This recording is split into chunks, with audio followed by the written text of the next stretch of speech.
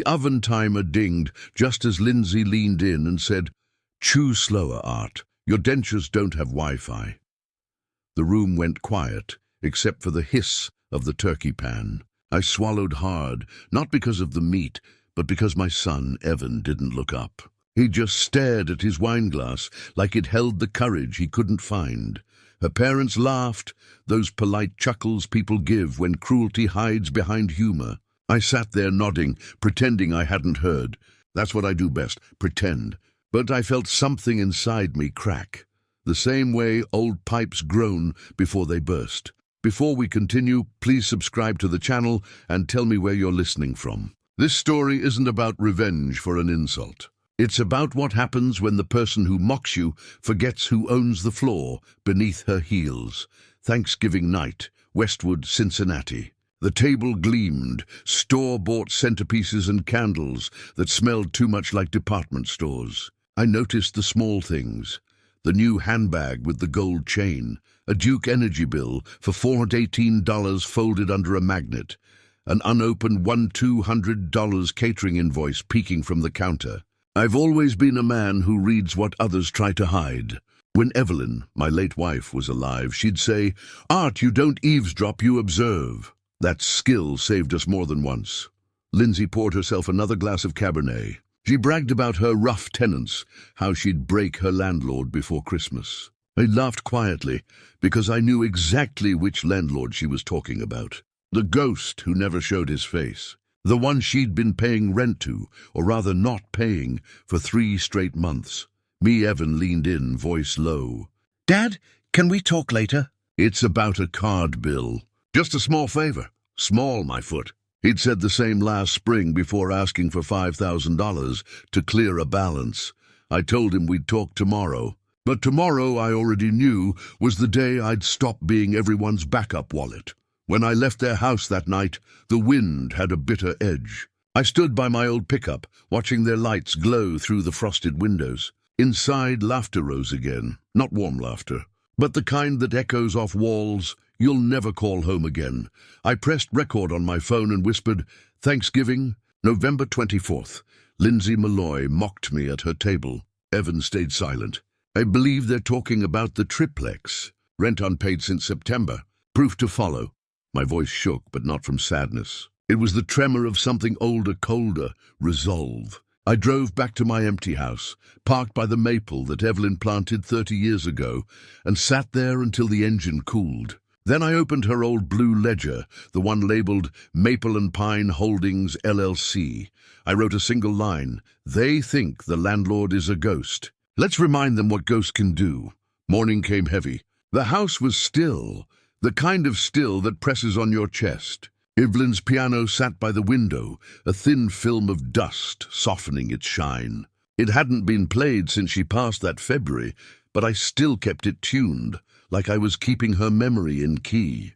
I made coffee that tasted like burnt paper, sat at the table, and stared at the ledger I'd opened the night before. Her handwriting curled through the pages, rent logs, maintenance notes, tenant contacts. Even gone, she kept the business running cleaner than I ever could. I flipped to the most recent page, Unit 2B, Lindsay and Evan Malloy, Sept Oct Novi, 7,350 owed. 3 neat red X's next to rent received. My chest tightened. It wasn't about the money, not really. It was about the betrayal. The arrogance of pretending the roof over her head was just another freebie from her husband's aging father. My phone buzzed with a new message. A group chat photo, Lindsay raising a wineglass captioned, "Cheers to landlords learning respect." Evan had liked it. The laughter from last night echoed in my head, and this time it hit bone deep. I put the mug down before I threw it. The voice in me that used to whisper, "Let it go, Art," had gone quiet since Evelyn's death. Now there was another one, calmer, older, sharper. It said, "Write everything down," so I did. I wrote the date, Friday, November 25th. Then, visit Maple Street, confirm noise complaints, document tenant violations. It gave me a reason to move, a reason not to rot in grief. When I reached the triplex, the air smelled of cold rain and damp leaves. Unit 2B's blinds were half open, and a stranger was wheeling in a silver carry-on suitcase. I took a photo from my truck, license plate visible. Then I called Avery, my property manager, the only person who knew I owned the building through my LLC. She answered on the first ring. "Art, I was just about to call you. You need to see this." Inside her office, she laid out a stack of papers, tenant ledgers, HOA letters, complaint slips, 14 separate noise and parking complaints, 2 HOA fines, $300 each, 3 months rent delinquent, and a printout of an online listing, a cozy Westwood apartment on Airbnb, unmistakably 2B, down to the floral backsplash Evelyn had picked herself. My stomach turned. "Your tenant thinks her landlord's a ghost," Avery said, folding her hands. I nodded slowly. Then maybe it's time the ghost spoke. Back home, I replayed a voicemail Avery had forwarded. It was Lindsay's voice, venom behind the honey. "Whoever this landlord is, he's a coward. He hides behind paper. I'll ruin him before Christmas." The timestamp read Thursday, 11:38 p.m. I wrote every word on a yellow pad and slipped it into my red folder. For a while, I just sat there, staring at Evelyn's framed photo above the fireplace. She used to say, "Boundaries keep love honest." Maybe I'd forgotten that. Maybe in trying to be the nice dad, I turned into the fool who funded his own humiliation. That night, I didn't sleep. I made lists, dates, amounts, names, Avery for property, Flint for legal, Ruth for witness statement. I mapped out everything Lindsay thought I didn't see, the lies, the debts, the smug grin she wore while sitting in my chair under my roof. Around 3 a.m., I drove to the triplex again. The hall light was on. Through the thin wood of 2B's door, I heard laughter. Not Lindsay's, but strangers, tourists. She'd turned my wife's carefully managed property into a revolving door for quick cash. I stood there a minute, gripping the doorknob until my hand ached. Then I whispered, "Enjoy it while it lasts." When I got home, the city was still dark. The streetlights glowed against the frost on my truck hood. I sat on the porch steps with the red folder and wrote one more line before dawn cracked through the blinds. Tomorrow, the ghost files the papers. Saturday morning, November 26th. The frost on the truck windshield looked like veins, spreading, branching, alive. I let the engine idle while I stared at the condensation on the steering wheel. If I was going to do this, it couldn't be out of anger. Evelyn always said, "Anger burns quick. Truth burns clean." So I promised myself, no shouting, no tricks, just proof. Paper and patience. I drove to Honeysuckle Cafe downtown, the kind of place that serves coffee too fancy for men like me. Avery was already there, hair tied back, her laptop glowing over a folder full of color-coded tabs. She smiled when she saw the red accordion folder in my hand. "You're serious now," she said. I nodded. "It's time." We spread the paperwork between our coffee mugs like a war map. The 3-day notice to pay or vacate was first. Avery filled in the total, $7,350 rent owed, plus the $600 in HOA fines. Then she stapled a photo sheet showing the Airbnb listing. Charming Westwood 2B apartment with 2 strangers grinning in front of my late wife's curtains. Under the picture, the description read, "Modern vibe, old town charm, hosted by Lindsay." I underlined that last part twice. "You sure you want to go the legal way?" Avery asked. "You could just talk to her." "Talk?" I scoffed. She mocked me at her table. "There's no talking left." She nodded once and slid the notice toward me. "Then sign here and keep every copy. We'll serve it today, certified mail and in person." When the pen touched paper, I felt the same stillness I'd felt signing Evelyn's hospice papers, the silence right before life changes course. At noon, Avery and I drove to Maple Street. She handed the folded 3-day notice to a courier who tucked it neatly into a bright yellow envelope. I watched through the truck mirror as he placed it on Lindsay's door, snapped a proof photo and walked away. It was almost too easy. Later that afternoon, we stopped by the unit for an inspection under the LLC's rights. I took photos, scuffed baseboards, a cracked bathroom tile, wine stains spreading into the bedroom carpet like old bruises. Avery crouched near the hall closet and held up a silver key labeled Guest. "Guess your ghost gave someone a spare," she said. I took it from her and slipped it into a plastic bag. "Evidence," I said.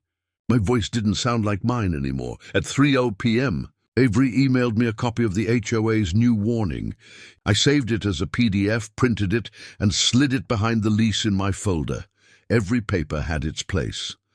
That evening, I sat in my truck outside Flint and Howell Law, watching the rain stripe down the windshield while I waited for my attorney to finish another case. When he called me in, I laid out the folder like evidence for trial.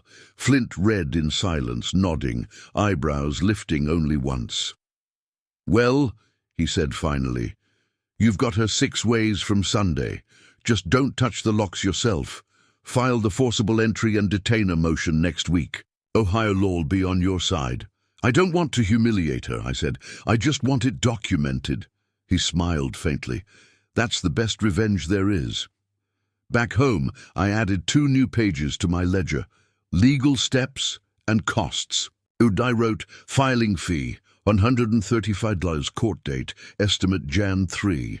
Then, almost as an afterthought, I texted Evan, "You and Lindsay should come to my place Christmas Eve. Quiet dinner. Simple." He replied with a thumbs-up emoji, nothing more. By midnight, I had the entire operation mapped like a blueprint. Proof, witnesses, and time. Ruth, my next-door neighbor, a retired court clerk, agreed to notarize a witness statement about the strangers coming and going from 2B. She signed it under the glow of her porch light, December wind cutting across her lawn. "Arthur," she said softly, "you're doing it right. Paper over anger. That's how men win now."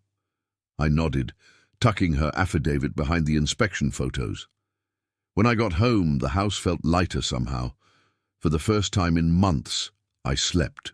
And as I drifted off, I dreamed of Evelyn, smiling, her hands resting on that old piano, whispering, "Boundaries art. Boundaries are love's backbone." I woke at dawn, with that word echoing in my chest. By the end of the week, Lindsay would learn exactly what boundaries felt like. From November 27th to December 2nd, I stopped being Dad. I became something sharper, a record keeper, a quiet storm with a paper trail. Monday morning I went to the courthouse. The air in the Hamilton County Clerk's office smelled like dust and toner. I waited in line behind a woman arguing about parking tickets while clutching my red folder like it was a lifeline. When my turn came, I slid the forcible entry and detainer form across the counter. The clerk scanned it, then stamped it with the dull thud that sounded like justice starting its engine. "Filing fee, $135. She handed me the stamped copy and said, "Court date likely in early January. You'll get notice." "Perfect," I said. My voice didn't tremble, not once. That night, I sat at my kitchen table and labeled everything, Exhibit A through F. A lease signed by Lindsay Malloy, dated March 4th. B, rent ledger, arrears of $7 to $350. C, HOA letters, Okiti 3 and Nov 14. D, Airbnb screenshots. E, noise complaints. F, witness statement notarized by Ruth Delgado. It was surgical, deliberate. I almost enjoyed it. The clarity of purpose, the order in the chaos. By Tuesday, the ripples started. Lindsay must have received the notice because her social media lit up like fireworks. A post on Facebook read, "Imagine being bullied by a faceless landlord during the holidays. Some people have no soul." Evan liked it with a heart emoji. My son, my blood, siding with her echo chamber. I didn't reply. Instead, I printed it and tucked it behind the affidavit. Every word she typed became another brick in the wall she was building around herself. A wall I intended to let collapse naturally. On Wednesday, I drove to the triplex for a quiet inspection. Avery met me at the door with her camera. We documented everything: the stained carpet, the missing smoke detector, the scuff marks around the door frame. But what stopped us cold was the whiteboard hanging in the hallway. It read in big block letters, "Turnover days, choose plus fry, cleaning crew 10 a.m. She was running a full-fledged short-term rental business out of my unit. Avery snapped a picture. Guess she's not worried about privacy laws, she said. I smiled thinly. That'll look great in court. When we left, I locked eyes with one of the strangers dragging out a suitcase. He gave me a polite nod, assuming I was maintenance. In a way, I was. Maintenance of truth, maintenance of boundaries. On Thursday, I gathered all the proof into a binder, not just the red folder. A full narrative, ready for the judge.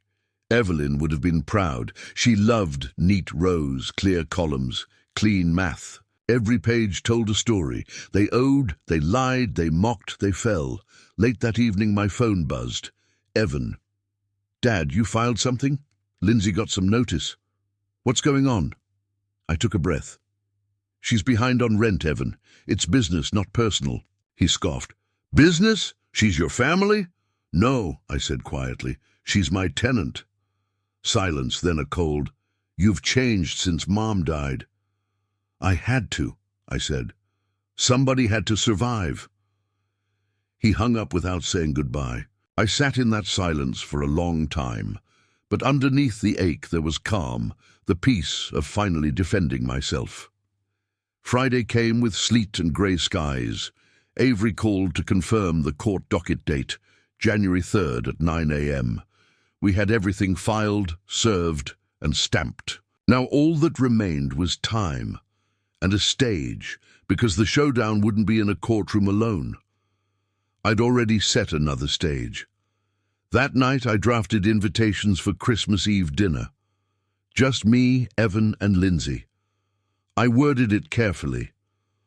Simple dinner, just us, no guests, no stress. Evan replied, Sure thing, Dad. Appreciate it. Lindsay sent a thumbs-up emoji. When I sealed the envelope, I caught my reflection in the kitchen window. Tired, older, but steady. The kind of man who's done being humiliated. Before bed, I placed the red folder on the piano. Its edges glowed faintly under the lamp's amber light, like it was burning from within. Evelyn's reflection in the photo above it seemed to smile. The ghost, it seemed, was learning how to haunt the living again. With truth, not fear.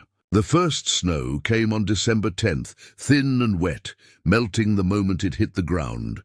By then, the tension had started to thicken, in the air, in my chest, even in the walls of my house. Each morning, I'd wake to a new notification. Another post, another jab.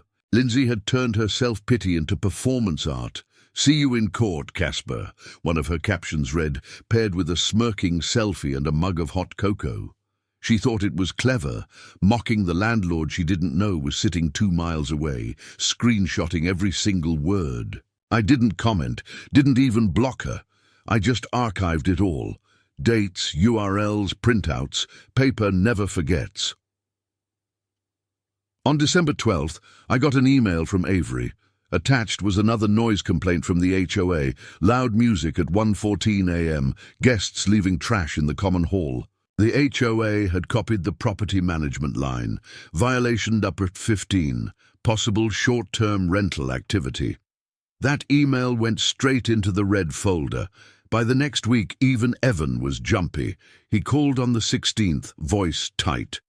Dad, can you please just call off this court thing? Lindsay's embarrassed. The neighbors are gossiping. I didn't start the gossip, I said. She did when she listed the place online. Come on, he sighed. It's the holidays. Can't you just give us a break? I kept my voice calm. Evan, this isn't about holidays. It's about respect. She owes me $7,350, and I want her out before she owes $8. He groaned, muttered something about cold-hearted old men, and hung up. I didn't chase him. That night, I took out Evelyn's Christmas box, the one with the ornaments she'd collected over 40 years. Each one had a tag in her handwriting. I hung 3 of them, a small red heart, a silver bell, and a piano-shaped charm, on the tree beside the piano. It wasn't about decorating. It was about remembering who I was doing this for. The next morning, December 17th, Avery called. HOA's final warning came in. They'll start fining her $200 a day starting January 1st. Perfect timing, I said. You sound calm, she replied. Calm's the sharpest edge I've got left. A few days later, Evan stopped by the garage. He looked rough, unshaven, eyes sunken. I just need the spare garage key, he said. Lindsay's December 24th, Christmas Eve, the day the story folded back on itself. By late afternoon, my house smelled of roasted carrots, thyme, and slow-cooked prime rib, the same dinner Evelyn used to make every Christmas Eve before cancer took her. It wasn't just food, it was theater. Every plate, every candle, every fork placement was a stage light, and my audience, Evan and Lindsay, would arrive soon. I ironed a white shirt, tucked it neatly, and set the dining table for 3. The red folder sat at the far end, disguised under a stack of placemats. Outside, the snow had turned steady, tapping softly against the windows. For the first time in years, the house didn't feel empty. It felt ready. At 5:30, sharp tires crunched on the driveway. Evan walked in first, forcing a smile. Lindsay followed, draped in sequins, perfume thick enough to hide nerves. "Merry Christmas, Dad," Evan said, setting down a bottle of wine. "Merry Christmas," I replied, shaking his hand. Lindsay handed me a small box. "For you," she said sweetly. Inside was a cheap leather wallet, the kind you buy last minute at a pharmacy. "It's practical," she added, flashing a perfect smile. I nodded. "Practical's good." She looked around the house. "Still the same decor. Kind of vintage." "Evelyn liked it that way," I said. She shrugged. "Well, everyone's got their style." Dinner began slow, clinking cutlery, small talk about weather and real estate. Evan asked if I'd seen the news. Lindsay interrupted to talk about a new listing she was closing. It was textbook deflection, the same kind she'd use when Avery called about overdue rent. I let her talk. The longer she felt comfortable, the sharper the drop would be. Halfway through the meal, she brought up landlords again. "You know, it's disgusting how greedy some of them are," she said, slicing her meat. "They hide behind LLCs, treat families like numbers. If I ever met mine, I'd give him a piece of my mind." Evan coughed lightly, shooting me a glance, maybe warning, maybe guilt. I smiled and refilled her glass. "Well, some ghosts like listening," I said softly. She laughed, unaware of the trap snapping shut around her. "So what's your plan for the new year, Art?" she asked. "Still managing that mystery property you mentioned years ago." I took a slow sip of water. You could say that. "In fact, I'm making a few changes." "Good," she said, raising her glass. "New year, new beginnings." Under the table, my hand brushed the red folder. I slid it closer to my chair, its edge just visible under the tablecloth. I'd rehearsed this in my head 100 times, but now, with the piano glinting behind them and Evelyn's ornament catching the candlelight, it felt divine. When dessert came, apple pie from Findlay Market, Evelyn's favorite, I set 2 small boxes beside their plates. They looked identical to the one Lindsay had given me. She raised an eyebrow. "You didn't have to, Art." "I wanted to," I said. "It's tradition, giving people what they've earned." She smirked and opened hers first. Inside lay a photocopy of her lease, stamped with her signature, and a printed screenshot of her Airbnb listing. Her smile froze. Evan's hand paused mid-air. "What is this?" she asked. "Proof," I said quietly, "of who you've been pretending not to know." Evan looked from her to me, color draining. "Dad," I leaned back, calm as snow. "I've been patient. 3 months of unpaid rent, 14 HOA complaints, 6 strangers with suitcases, and a listing that used my wife's home as a hotel. You said you'd break your landlord before Christmas." I gestured toward the piano. "It's Christmas Eve, Lindsay. How's that working out?" She laughed nervously, reaching for Evan's arm. "You're serious? You're our landlord?" "I am," I said, "through Maple and Pine Holdings." The ghost behind the lease. Her fork clattered onto the plate. "You can't evict family," she said. "I can evict tenants," I replied. "Family doesn't mock me at dinner." The silence that followed wasn't peaceful. It was sharp, cutting through years of politeness and cowardice. Lindsay blinked fast, tears gathering but not falling. Evan looked shattered, caught between guilt and disbelief. Then I said it calm as law. You have two choices, Lindsay. Settle your debt by December 31st. $7,150 rent, $600 HOA, $1,880 in damages, and sign a move-out agreement by January 31st, or we continue with the January 3rd court date. She pushed back from the table, her voice shaking. You wouldn't. I already did, I said, and that was the truth. The ghost had spoken, and the storm outside was only beginning. The room went still, like the air itself stopped breathing. Evan's fork hovered above the plate, trembling. Lindsay's face drained of color, the same flawless face that smirked at me during Thanksgiving dinner. Only now it looked human, afraid. You filed what? She asked, voice thin, cracking between words. An eviction, I said plainly. Filed December 2nd, Hamilton County Municipal Court. Case numbers on the notice you signed for. She shook her head hard, as if denial could rewrite documents. That couldn't have been. It was, I interrupted, my tone steady as law. 3 months of non-payment, an illegal sublet, and 14 neighbor complaints. You wanted to break your landlord? Congratulations. You finally met him. Her chair screeched against the floor as she stood. Evan reached for her arm, whispering, "Sit down, Lynn." "No," she snapped. "You can't just humiliate us like this." "I didn't," I said, leaning forward. "You did that yourselves. I just wrote it down." I opened the red folder and began sliding documents onto the table one by one. Each page landed like a verdict. The lease agreement with her signature. The rent ledger showing $73.50 due. 2 HOA letters dated Oct. 3 and Nov. 14, signed by the association president. Photos of strangers in 2B. One holding a wine bottle with the caption, "Our Cincinnati B&B host rocks." Avery's inspection report, time-stamped. Ruth's notarized affidavit, neatly folded behind it. Lindsay stared at the pile like it was a crime scene. And in a way, it was. Her own.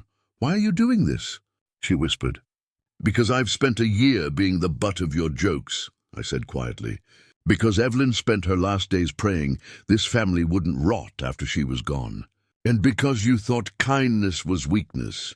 Evan put his face in his hands. "Dad, please." "It's Christmas." "Exactly," I said. "A time for truth." I reached under the folder and pulled out the final piece, a single bank slip from last December. It showed $609.842, the amount I'd used to pay off the triplex mortgage after Evelyn's death. "Her last gift to us. This property was your mother's retirement dream," I said, voice breaking just once. "And you turned it into a hotel for strangers." Lindsay's lip quivered. "We were struggling." "No," I said, cutting her off. "You were spending. I saw the $200 catering invoice, the handbags, the wine tastings, the weekend trips. I don't care about the money, Lindsay. I care about respect. And you burned that down with every lie you posted. For a long time, the only sound was the faint hum of the furnace and the piano clock ticking beside Evelyn's picture." Then Lindsay's tone softened, trembling now. "Art, I didn't mean it to go this far. Please, can we just fix this quietly?" "You had months to fix it quietly," I said. "Now it's public record." Her eyes widened. "Public? You mean people will see it?" "Yes," I said. "Court filings are public. Your name, your debt, your lease. You wanted everyone to know how cruel your landlord was. Now they'll know who he was and who he is." Evan finally spoke, his voice low and desperate. "Dad, please. We can pay part of it, just don't make her lose face." I turned to him. "I raised you to pay your debts, not bury them under excuses. You let her mock me at dinner. You let her live free in my property. And you called me changed because I wouldn't bankroll it. You're right, Evan, I have changed. I started keeping receipts, just like your mother taught me." Lindsay began crying softly, the kind of crying that's more anger than remorse. "I can't believe you'd do this to your own son," she whispered. "I'm doing this for my son," I said. "So he remembers what integrity costs." I pushed the settlement sheet across the table. "2 choices. Pay the full balance, $7,350 rent, $600 fines, $1,180 damages, and sign a move-out agreement by December 31st. I'll withdraw the eviction on payment. or refuse, and we proceed to court January 3rd. Either way, the property will be vacant by January 10th. Her mascara had streaked down her cheeks. "You're evil," she hissed. "No," I said, standing. "I'm organized." She stormed toward the door, grabbing her coat. "Come on, Evan, we're leaving." But Evan didn't move. He just sat there, shoulders hunched, staring at the papers spread across the table, the proof of everything. When Lindsay realized he wasn't following, her voice broke. "Evan!" He looked up, eyes wet. "You lied to me, Lynn. You said the landlord was harassing you. You said the rent was paid. It was... He stood abruptly. "No, it wasn't." She froze in the doorway, realizing she'd lost not just the apartment, but her credibility. I walked to the piano, lifted the cover, and pressed a single key, middle C. The note hung in the air, sharp and lonely. "This house has seen lies before," I said quietly. But tonight it heard the truth. Lindsay turned to me, desperate.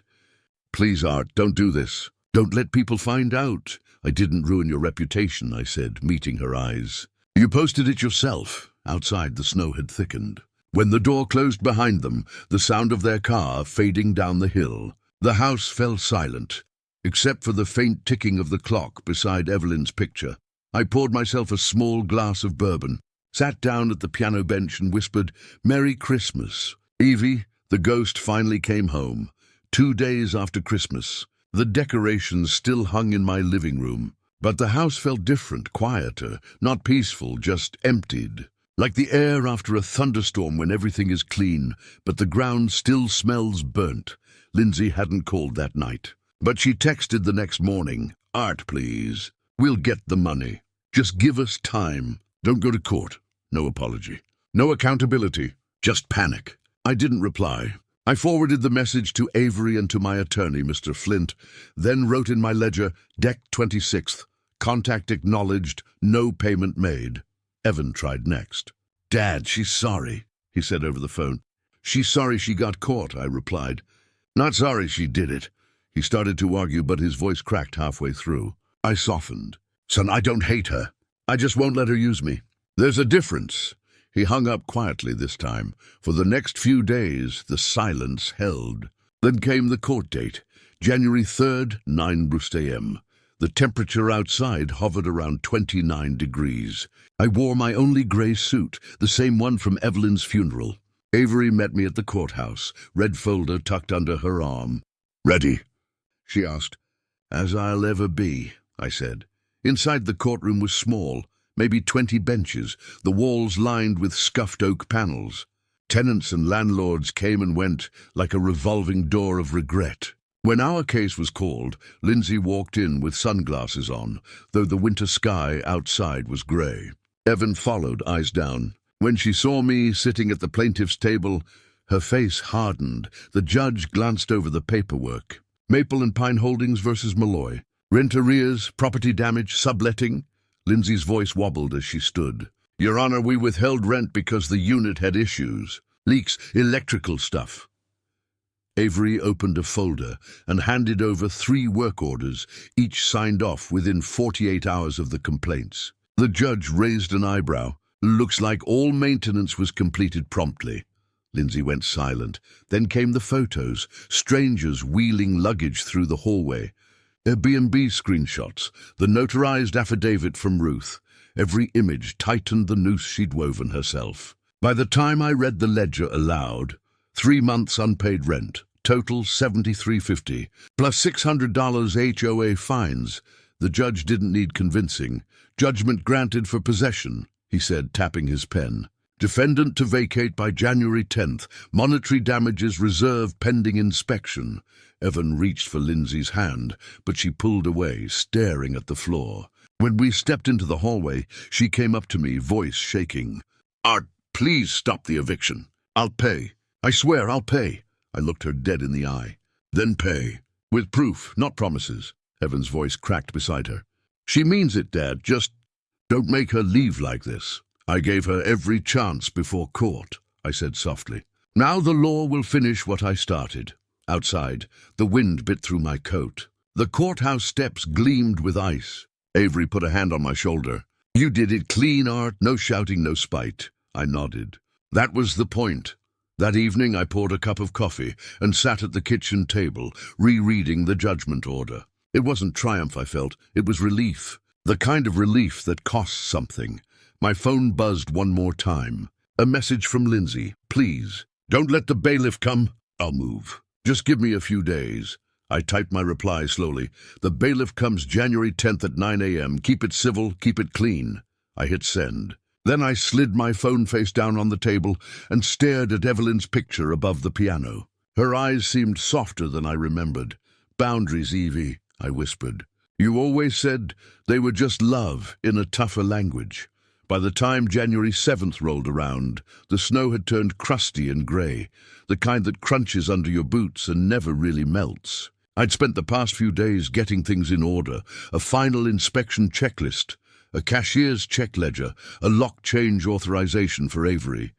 This wasn't revenge anymore. It was housekeeping. Evelyn would have liked that word. On the evening of the 7th, a deposit alert flashed on my phone. $2,000, partial payment from Lindsay's account. No message, no apology, just numbers. I opened my ledger and wrote, partial received. Balance, $7,130 owed. Proceed with set out. Then I printed the confirmation and slid it into the red folder behind the court judgment. Paper over promises, always. January 10th, set out day. The bailiff arrived at 9:03 a.m., tall man in a winter coat, calm, professional. Avery stood by with her clipboard, and the lock-change tech waited on the stairs, toolbox in hand. I didn't bring anger with me, just a thermos of coffee and a quiet heart. Lindsay's silver SUV pulled up at 9:10. She climbed out with two friends and a half-packed U-Haul behind her. Her eyes were swollen from crying, but her voice carried that old edge. You didn't have to bring a sheriff, she said. I didn't, I replied. The bailiff's standard procedure. She opened the door to Unit 2B, and I followed her in, not to gloat, but to document. The place smelled faintly of candle wax and cheap perfume. The once white carpet was dotted with wine stains. A chunk of wall plaster had peeled near the radiator. I took photos as Avery read the inventory aloud. Bed frame damaged. Curtain rods missing. Smoke detector removed. Her pen clicked between each word like a metronome. Lindsay stood in the center of the room, trembling. I didn't think it'd end like this, she said quietly. It didn't have to, I replied. But choices always end somewhere. By 3:20 p.m., the U-Haul was loaded. She handed me the keys, still warm from her hand, and whispered, I'll finish paying you. I know, I said. Someday. The bailiff nodded, confirming the set-out was complete. Avery stepped forward, gave the all clear, and the lock tech began his work. The sound of the drill was loud, final, liberating. When the last screw turned, I took the new keys from Avery. We both signed the lock change log, January 10th, 3:47 p.m., possession restored. Case closed. That night, I sat at my desk, red folder open, sorting through the remains of the storm. The judgment, the receipts, the photos, all of it neat and accounted for. Then I wrote one final note in the ledger, justice served. Lesson documented. By January 15th, Avery had already listed the unit online, long-term only, strict lease, no sublets. A nurse named Valerie applied within 2 days. Good credit. Steady income. A single parent who said, I just need someplace quiet. She signed on the 18th.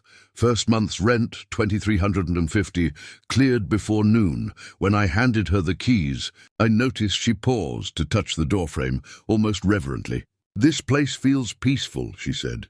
It is now, I replied. After she left, I locked up and walked next door to Ruth's. She'd baked lemon bars, said it was her way of celebrating paper victories. We sat on her porch, steam rising from our mugs. You look lighter, she said. I am, I told her.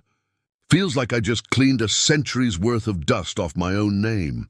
That weekend, I donated Evelyn's piano to the Vine Street Community Center. They gave me a $3,000 appraisal receipt for tax purposes. But the real return came 2 days later when a teacher called to thank me. She said a teenage girl had played her first hymn on that piano. I hung up and sat in my truck for a long time, eyes burning, whispering, she'd have liked that. Back home, I slid the piano receipt into the ledger and closed it. The red folder, finally empty, went into the drawer. No trophies, just closure. Justice isn't always loud. Sometimes it's a door closing with a brand new lock and the quiet that follows when the right person finally walks away. Winter softened after the eviction. Snow melted into slush, the kind that glitters briefly before it turns to grey. The silence in my house wasn't heavy anymore. It was gentle, like the space finally understood it could breathe again. The triplex on Maple Street felt different too. No shouting, no slammed doors, no strangers dragging suitcases through the hall at midnight. When I stopped by for a maintenance check, Evan called that weekend. Not for money, not for excuses. Just, "Hey, Dad, how've you been?" His voice sounded smaller, honest. We met at a diner off Harrison Avenue. No fancy brunch spot this time. Just old coffee and plastic menus. He stirred his cup, avoiding my eyes. "I don't know what to say about Lindsay," he began. "Then don't," I said gently. "Some things don't need speeches," he nodded. I think I was scared to stand up to her. She could twist anything. I didn't respond right away. The truth was, I understood. I'd done the same with life after Evelyn, let grief twist me into silence. After a pause, I told him, "I don't hate her, Evan, but I won't let her drag me down either." He exhaled, eyes wet. "I know, and I'm sorry for not defending you." "Don't apologize," I said. "Just learn."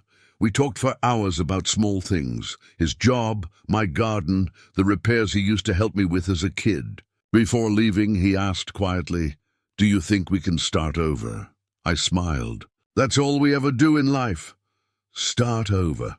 When I got home, the air smelled faintly of lemon polish and old books. I took down the Christmas ornaments, the red heart, the silver bell, the piano charm, and placed them back into Evelyn's box. Her handwriting on the tag still looked fresh.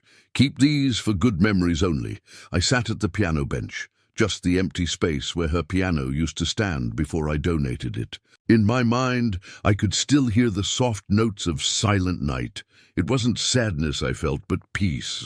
Peace built on boundaries. Peace earned, not given. A week later, Ruth stopped by again, holding a casserole and a grin. "Heard your new tenant paid early," she teased. "Some miracles still happen," I said. She laughed, then looked at me with those steady eyes only old friends have. "You did right, Art. Hard right is still right." I nodded, repeating it to myself after she left. Hard right is still right. That night, I updated my ledger one last time. Under Maple and Pine Holdings, I wrote in neat letters, all accounts balanced. All debts closed, all lessons recorded. Then I closed the book and whispered, "Evelyn, it's done." Outside, a slow wind rattled the porch light.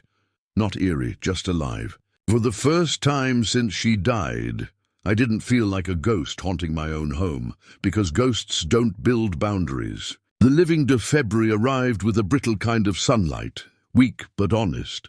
The snow on the gutters finally melted, and for the first time in months, I didn't wake up angry. I still checked the mailbox out of habit, still kept the red folder in my drawer, but it was no longer armor. It was just a reminder. Life had found its rhythm again. I spent my mornings volunteering at the Reading Road Legal Aid Clinic, helping other seniors understand leases and tenants' rights. It started as a favor to Avery. They needed someone who could explain paperwork in plain English. But over time, it became something more. I'd sit with older couples who'd been cheated by contractors, widows trying to evict scam tenants, and I'd show them how to document, record, file. Not out of vengeance, out of protection.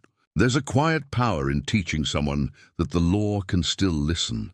One grey Tuesday afternoon, I was sorting intake forms when a young counsellor called out, "Art, can you hand me the clipboard for 3 p.m.? I reached for the top sheet and froze. Name, Lindsay Malloy. Reason for appointment, roommate dispute, judge's non-payment of shared rent. For a moment I just stared at the paper. It felt like déjà vu wearing new shoes. I took a slow breath, steadied myself, and walked the clipboard over.